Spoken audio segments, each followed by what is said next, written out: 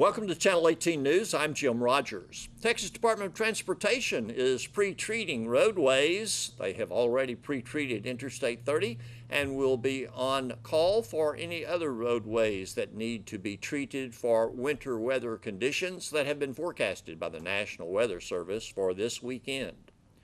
When the passenger of a 2002 Ford Explorer threw a lighted cigarette out the window, a Hopkins County deputy initiated a traffic stop on the vehicle in the eastbound lane on Interstate 30. Corey Michael Cole, age 27, of Silver Springs, was the offending passenger in the back seat. During the stop, the driver of the vehicle granted the deputy consent to search the vehicle. A K-9 made a free air walk around the vehicle and alerted on the vehicle. A large clear plastic baggie of suspected methamphetamine weighing approximately 39.7 grams was located. Cole advised the deputy that the meth was his. Officers also located 3 hydrocodone and 8 different prescription medications, not in prescription bottles. A clear yellow baggie also contained a white powder-like substance that had not been identified when Cole was booked into Hopkins County Jail. Cole is currently charged with possession of a controlled substance, penalty group 1, more than 4 grams but less than 200 grams. He's being held on a $30,000 bond. Tony J. Harrington, age 29, will serve the next 4 years in prison following the revocation of 2 felony probations and a plea agreement in 8th Judicial District Court Thursday. Harrington was placed on probation November 18, 2015 for a January 27, 2015 conviction of delivery of less than 1 gram of methamphetamine in a drug-free zone, and for an April 8, 2015 conviction for possession of less than 1 gram of meth in a drug-free zone. He had been sentenced to 5 years in each case. He will now serve all 5 years day for day, but the 2 sentences will run consecutively, and he's been given jail credit for 1 year that he's already served. North Texas Regional Lodge 84 Fraternal Order of Police has endorsed Jim Thompson in his re-election campaign for Hopkins County Treasurer. In their endorsement, the entity said incumbent Thompson has organized and streamlined the Treasurer's office during his first term, establishing and documenting procedures, standardizing procedures, and always upholding his duty to safeguard the public funds in his care. If you are retired school personnel from Hopkins or Rains County, you're invited to a meeting on Tuesday, February 13th at 10 a.m. at the Oaks Bed and Breakfast in Sulphur Springs. It is the Sulphur Springs Area Retired School Personnel Organization. And besides the meeting, they're going to offer information on upcoming elections and issues, health insurance, and opportunities to volunteer with the school personnel group if you would like to. Also, the program will include Menzie Chase and Joker. Tuesday, February the 13th at 10 a.m. We're going to have our monthly meeting, which is held at the Oaks Bed and Breakfast. There's a meeting room downstairs. Okay. And we're excited and want to encourage anybody in our area that's a retired educator or staff to come and join us. Well, I would suppose that maybe there's some people who are just now retiring and now ready to join, and others who maybe didn't know about the organization. Yeah, yes, that's very true. Okay. And we're trying to really become a very active local chapter. We're part of the Texas Retired Teachers Association. It's not limited to teachers, there are administrators, staff, nurses, school nurses, counselors, all those things. We encourage to join us, but we're trying to be active both in the local area and in support of public education and the needs of school retirees. Okay. And we can mention more about that if you'd like before we're done. The program on Tuesday will be Menzie Chase and Joker. Is that right, Menzie? Yes. Joker and I are a certified therapy team through loveonaleash.org, which is one of several national organizations that train and certify therapy dogs. Now, therapy dogs are not service dogs. Okay. This is one of the things I'll talk about in my presentation. We go and we visit hospitals, nursing homes. Sometimes we participate in children's reading programs where children read to the dog. It helps them become more comfortable with reading. Okay. So, but they are not trained service dogs. Okay. And they do not have the legal access to places that trained service dogs do. Okay, all right. Well, that's kind of good Yeah. to know. Well, we would show you Joker, and we will. He just wasn't comfortable sitting on the chair. Right. The rolling chair. Yes. So we'll bring him in at the end of the interview. But Joker is a Basset, black and white or tricolor? Yeah, but he's mostly black and white. Okay. Yeah. And he's a mature dog. Yes, he's 2.5. Come here, Joker. Very calm. Yes, they have to go through a lot of training Okay. to do this. Come here. I'm going to try and get him to. Oh, Maybe he doesn't he's want just to at all. going to have stage fright or something. Let me get out of the way. He There- just doesn't want me to put him up on the chair. There, There's can you see his Joker. face? Hey. No, Mama, no. He's not certain. Well, he's not actually- allowed on furniture, so Okay. he's actually trying to be a good dog. So Well, he's just lovely, but he actually looks a little bit petrified right now. yes, he does. He's Camera not sure why shy. he's getting conflicting. Well, what got you involved in being a therapy team? So I had a previous Basset, Bosley, and he was elderly, but he really wanted to go with me when I went places. And I wanted something I could do with my dogs that wasn't agility. It Okay. didn't involve being outside, like tracking. So I heard about therapy dog work and put him through a program. And Wow. it's 90% temperament for the dogs. They either love the work or they don't. Okay. And Joker loves it. Oh. So he doesn't love being up here, but he loves Okay. visiting patients. One-on-one with people. Yeah. Well, so did the training take place in Dallas? No, there was a trainer in Royce City, so we Okay. didn't quite have to go all the way to Dallas. Okay. So Well, that's a wonderful thing. Are there lots of therapy teams?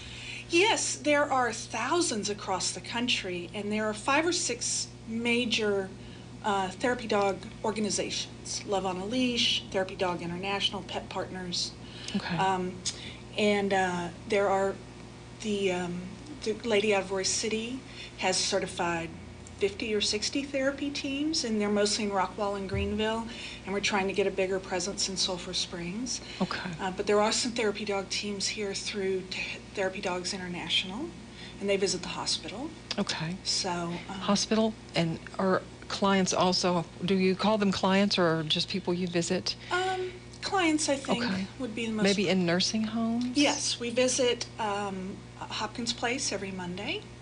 We've been to the care unit at the hospital a couple of times. And Bosley and I were in a reading program at the library where kids came in and read to Bosley out loud, so which helped them with their reading levels. So, Okay.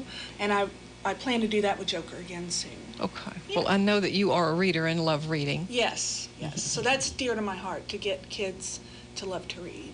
Okay. Maybe that's the kind of therapy for you too. Yes. Okay. Exactly. Yeah, I think I get a lot out of it too. Yeah. And Joker gets a lot out of it. He thinks we go out so his public can worship him properly. That's really how he sees it. He prances up to each person and says, "Hi, here I am. Weren't you waiting for me?" So. Okay, well, he has a stage presence and everything. Yes, absolutely. Okay. Yeah. Well, so also is part of this just the simple human touching Yes. and maybe communion in that people do with animals just eye to eye. I've had non-responsive patients pet him when I put them up next to his bed. I've had patients who are angry talk to him and love on him. So I've visited hospices before, and I've had family members talk to him and cry into his fur just for half an hour. You know, even the staff get something out of it, because it's hard to be staff in a nursing home or a hospice situation. You know, they feel all that too. Definitely, on a very expanded basis. Yeah, so he's a comfort and a joy to everyone. That's lovely. Yeah. Another facet of your personality that I did not know, Mincy. Yes, I'm a woman of many colors. Thank you for sharing that part with us today. And Marilyn, I wanted to bring in, and we have just very little time left, another minute and a half or so, but another function of the retired School Sulphur person. Springs area retired school personnel, is that correct? Yes, that's correct. And you have an interest in educational issues Yes. that may be at stake with our government officials. Yes, and as part of every meeting at the moment, in addition to our program, we also go over what's going on in the upcoming elections, and the primaries are the next thing coming up, and try to tell people where they can find how the candidates stand on public education issues. Okay. And issues that affect retirees and all of those things. And so there's always information as well as a good time. Which is also of vital importance to parents who may not know these issues at stake having to do with schools and how it affects their children. It's true. It's true. We try to spread the word ourselves as we get good resources on these areas. And our state organization out of Austin is doing really good work to explain when you hear certain groups who are backing candidates, what are their stances on different issues so that we can know more. There's lots of, I would call it lip service about supporting public education, but the truth is how people vote, or how we hope that they'll vote in support of what continues to be a challenging area, educating our children. Well, so I see that even though you may be retired from education, you're still educating, because that is what this group is doing. Oh, that's a really good way to think about it. We have a legislative chair, Barbara Williams, who always keeps up on things at the state and reports, and so do some of our other officers. Okay. Thank you, Marilyn. Thank you. And that is Tuesday at 10 at the Oaks Bed and Breakfast. Yes, it is. Okay, and you'll be meeting Minzy and Joker there. Yes, ma'am. Thank you for coming in today. Thank you, Anola. Here's Don Julian with sports. The Wildcats baseball team had their first scrimmage of the season at Sherman on Thursday evening. We get more from Wildcats baseball coach Jared Hammock. I think it was a good first scrimmage. We always know pitching's going to be ahead of hitting at this juncture of the season, and I thought the 4 pitchers we threw were really effective. Off the top of my head, I don't know how many we struck out, but it was a lot. In 8 innings, they had 3 hits maybe. One was pretty controversial. It was a 3-run homer, but it was at least 10-foot foul. And after the scrimmage, the umpire approached me and apologized that he knew he had messed it up, but he'd already made the call and he wasn't going to change it, I guess. I don't know. But anyway, so they really, in my opinion, you take that away, then they had 2 hits, and that came in the 7th and 8th inning. So they didn't have a hit through the first 6. And so we didn't really have a lot of opportunities to play defense, so it's hard to say how good we are defensively yet because, again, it was a lot of punch-outs, I guess. And, for seeing a pitcher from 60 feet for the first time, I thought we made pretty good contact for most of the night. I don't know how many hits we had off the top of my head, but we scored 7 runs. And so, it was a typical first outing, just trying to kind of get our feet wet and get comfortable, try to get some at-bats and just see people in different spots. But really the thing that stood out to me was I thought our 4 pitchers were really good. Who all did you got to pitch for you? Tyler Armstrong started out and threw 2. Jackson Chaney, a sophomore, we've moved up through 2. And then we went with Ryan and Tristan through 2 to finish it out. All right. Now you have another scrimmage tonight, I believe, and you're heading to Terrell, is that right? We're going to Terrell, and we'll throw another 4. Really, we've got 6 more that could throw, and if I can – work it out. I don't think they're going to be able to go more than 7 or 8, so I may just ask him, can we just stay on the field and just bring a pitcher on and, keep doing that until we get everybody we want to see. So I'm hoping to get all 6 pitchers on the mound tonight and, give them a look. And, I expect us to be a little more comfortable at the plate and, hopefully generate a little more offense. So Wildcats about where you'd expect them to be after one scrimmage? Yes, absolutely. And, we've been off and on the field. It hasn't been an everyday thing. So we've been indoors quite a bit, and which is fine. It's nice to have that opportunity. But, we're ready the weather to be good and the field to be finished. And, I'd rather be out there, of course. But yeah, I think we're where we probably expect to be, and I think we see that we're very, very capable of being a really good team. I think so. We lost some good players from last year. We got the bulk of our team back, and the additions that we have from the JV are solid players. And I expect us to continue to work hard and get better, and this could be again a really super year. Mostly singles last night, or did you get some big hits?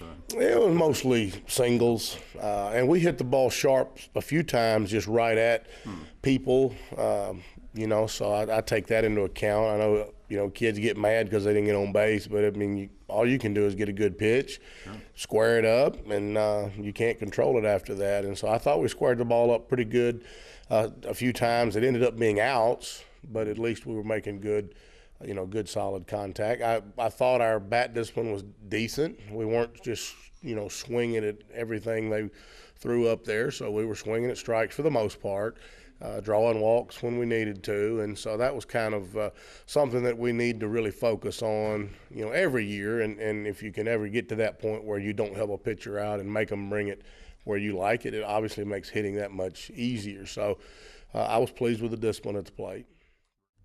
The Lady Cats softball team had their penultimate scrimmage of the season, this one at home Thursday evening against Lindale and Wiley East. The Lady Cats topped Lindale 5-2 and then lost 6-5 against Wiley East as Lady Cats backup pitchers struggled to throw strikes. I talked with Lady Cats coach David Carrillo. I thought we played very well. I think we're hitting the ball well offensively and playing really good defense. And, game one against Lindale, I thought Bailey Haggerty did an outstanding job. I believe she struck out 6 in 4 innings of work. And, she gave up 1 earned run, I believe. But for the most part, I think she's doing really well and hitting her spots and doing what she needs to do. And offensively, Brinkley Driver had a good game that game, and so did Alyssa. Offensively, we're moving the ball, playing good defense, and, even both scrimmages, those are the things that you want to do and get accomplished. So I think we're doing those things, and we're going to continue to get better as we go on. And of course, you're going to, try to tighten up the backup pitching to Bailey and just, they'll just continue to work. Yeah, they'll continue to work and get better. We just need to, just get our head on right and go do your thing. And, that's just part of work. And that's what I'm thinking, these are scrimmages, and, that's what they're going to do. And they're not disheartened. You just got to keep on working. And, we're going to get it all figured out before we get started, and definitely before district. How do you approach a 4th scrimmage? This your last one before the season starts on Monday. Well, you kind of get ready to kind of decide what you're going to do for Monday. So, that's kind of the attitude that we're taking.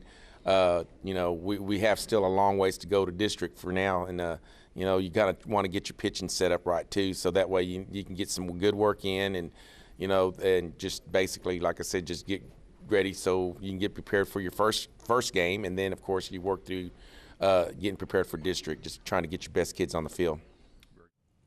Thanks for watching Channel 18 News. Have a great evening. And right now it is 8:15, and we're about to do our Nice People Awards for this morning's installment. But before we do that, I've got a birthday to announce that came in a little bit late this morning. James Weatherman. Happy birthday to James Weatherman on February 9th. That added to our birthday list now. And what we're going to do is read some nominations, and we're going to read today's winning nominations in the Nice People Awards and the candy from Walgreens. We've got all kinds of different boxes, although they're all the same. Assorted chocolates, Russell Stover this year. Beautiful and delicious. James Hewlin has been nominated for the Nice People Awards. This one is from Pat Hewlin, his wife, and she says, I nominate my husband as Valentine's sweetheart. He is a Chamber of Commerce ambassador, a MAD board member, that's Mothers Against Drunk Driving, and he takes care of me, his wife. I have muscular dystrophy. He deserves a box of candy for taking care of me. That's a 24-hour job, says Pat. And yes, she's going by the rules on this and saying if James were to win the candy, then she will make sure that he gets it. Thank you, Pat Hewlin, for your nomination of James Hewlin, a favorite of a lot of ours. And we've got a couple of more here. These 2 nominations are from Vicki Pickle, and she works with both these ladies, and she wants to nominate them. Number 1, Diana Cotton, and she is my best friend and is very giving. I've had a couple of devastating things happen in my life, and she was always there. She's the first one to step up when someone has a need. She really is a blessing to many. And that nomination is for Diana Cotton, who works at Grocery Supply. And the second nomination is for Janet Price. Janet is one of those behind-the-scenes people. She wants no recognition. She is a wonderful Christian and very, very giving. If anyone has a heart of gold, it is Janet Price. She's helped many in the community, and they probably don't even know it was her. And Janet Price and Diana Cotton both have been nominated for the Nice People Awards, and we're going to leave these open for winning a box of candy one day next week. So they're going to be able to be brought back. However, we've got our two winners for today, Friday, and our two winners include Mrs. Demetra Petty. Mrs. Demetri Petty has been nominated for all the things that she does and for the wonderful person she is. Ms. Petty is a teacher at Lamar School. She's a Sunday school teacher and youth leader, and she's always concerned about the youth of Sulphur Springs. We love her because she is so, there's just a word there I can't, cool. She's cool, okay. We would love to surprise her with a box of candy. And this is from Jazz and Tamaya, some of her youth in the class at church. So Mrs. Demetra Petty of Alabama Street in Sulphur Springs is a winner of a box of candy today. And we've got another one here. Jan Jenkins has been nominated by her sister. Now, Jan Jenkins is everything to everybody. If she knows of someone needing help in some way, even though she has her own struggles, she will stop and help them. If I could count the children she has kept in the past, there would be a big crowd of them. Jan has kept a lot of preschool children, usually one at a time, for working moms and given their babies TLC and good food when mom could not. And when we were young, she was the oldest of 7. We read this letter already earlier in the week, but it's so cute. When our mother went to the hospital to have the 7th child, it was early in the morning. At the age of 13, Jan cooked breakfast and got us all off to school. She washed the iron skillet and put it back on the burner to dry, but she forgot it. And that skillet stayed on the burner all day. When we got home, it was burning hot, but nothing caught on fire. And we've laughed about that a million times in our family. Jan's my sister, and I love her. And today, Jan is going to win a box of candy from Walgreens, which we have right here at the station, as a nice person in the award. Now, you can get someone that you care about into this contest. It's not really a contest. It's a nomination and just a consideration of the good things people do. So get them to us, P.O. Box 284, if you think there's still time for postal mail, by email, ksst1230@gmail.com, or just drop it off here at the studio, or you could fax it to us at 885-4160. And our nominations will end on Wednesday, the 14th, Valentine's Day. So we've got Monday, Tuesday, and Wednesday to include yours. So get those to us if you would. Yeah, no. Robert, interesting time for the wastewater treatment here plant here. Definitely is. A lot of changes being made right now. Total rework? Pretty much. We're pretty much doubling the capacity of the plant. Not the flow capacity, because that was adequate, but the loading part of it is being upgraded quite a bit. Explain loading part. It's just the strength of the sewage. Normal domestic sewage, what comes from houses, is pretty low, but we have several industries around here that are food industries that put a lot of organic loading on this plant, and that's the part that we're really lacking in right at this point, and we're going to be pretty much doubling that capacity at this time. Will this basically just meet the need that we have now, or set us for a future need? Well, it's designed for 20 years of growth, and that's population-wise. Now, industry-wise, we'd have to rethink the calculations a little bit as far as what kind of industry, if we were to add another large industry or something of that sort. But the normal growth for the next 20 years, this should take care of it. This is a costly project. The total project's $18.2 million. Quite a load for a city this size, but unnecessary. How are you working around the work of the contractor? So far, it's been very easy. At this point, they're building 3 clarifiers and a pump station, and that part is will take over a year, and that's not interfering at all. Now, once we get to the point where those are complete, then we'll start taking some of the our current clarifiers out of service and redirecting the flow to them, and then at that point is where it starts getting a little more difficult. When you redirect from the current clarifiers, replacing the current clarifiers? The current ones will be demolished, and we will turn that space into aeration capacity. We'll be up in our aeration capacity by about 2/3, so that space will be used to extend our aeration basins. The wastewater treatment plant has been coming in well under the requirements. What do you credit that to? Just hard work. Good weather, when it's dry like this and everything. Our big problem, when it starts raining and it exceeds our flow capacity, then that causes problems. And if our industrial loading gets up, then that causes problems. It's just we're just kind of in a good space right now. Everything's going pretty good, and but we do have those times, wet times of the season, when industry start producing more and things of that nature. Do you perceive that when the wet seasons come after this work is done, that this is going to take care of that issue? It should help greatly, yes. In conjunction with this, we're doing a lot of work in our collection system to make sure that we don't have a lot of inflow and infiltration. We're working on that end of it also, so the whole thing together, we're trying to take care of that problem. Now, what does it mean you're working on the inflow? Every collection system has leaks in it. I mean, you have a clean out open or something down in a low spot. When it rains, water just flows into it, just all rainwater. We don't take storm flow down here. That's what we're trying to avoid. And anytime you have a leak in your collection system and it rains and water gets up, then it just fills it up, and our flow, quadruples or more. So we're trying to stop all that and just have everything in our sewer lines that belongs in there, not the rainwater and stuff. I remember several years ago doing a story with City Manager Mark Maxwell, and he was talking about the clarity of the water, the purity of the water that was the final result of this, and talking about 99% pure, and he even took a glass of it, to take a drink and so forth. Mm-hmm. Is it still that way?